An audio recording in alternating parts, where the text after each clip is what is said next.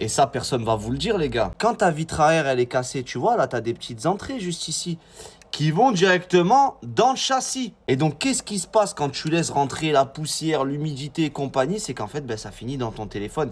Et lui, à la fin de l'histoire, il est venu pour réparer non seulement sa vitre arrière, mais également son appareil photo qui a pris un coup. Et puis, tu t'attendais à quoi? Enfin, j'ai envie de te dire, humidité et poussière, ça n'a jamais été copain-copain avec les composants d'un téléphone. Donc, toutes les personnes qui pensent que mettre une coque suffit pour protéger ton téléphone contre tout ce que je viens de te dire, c'est complètement faux, mon frérot. Et d'ailleurs, je vais en profiter pour placer un deuxième conseil. Si tu dois changer la vitre arrière de ton téléphone, l'ami, fais attention parce que regarde, moi, j'ai ma petite spatule et si je viens à gratter pour enlever l'ancienne vitre arrière, ça va l'exploser petit à petit et faire des petits bouts de verre qui vont, encore une fois, rentrer à l'intérieur de ton téléphone, tu vois. Et donc, encore une fois, si les bouts de verre, ils rentrent dedans et que ça vient te perforer la batterie que vous voyez juste au milieu, là, eh ben, elle va flinguer ta batterie, elle va gonfler, elle va perdre dans son autonomie. Donc ce que je te conseille, c'est de demander un changement de châssis. Alors oui, c'est un peu plus cher, mais le travail est mieux fait. C'est-à-dire qu'on va venir te changer vraiment tout le contour avec inclus la vitre arrière et venir tout simplement transvaser les composants sur le nouveau châssis. Et là, pas de risque de bout de verre ou quoi que ce soit. N'hésite pas à me dire toi dans les commentaires si tu as une vitre arrière qui est cassée et je vais te dire ça va te coûter combien.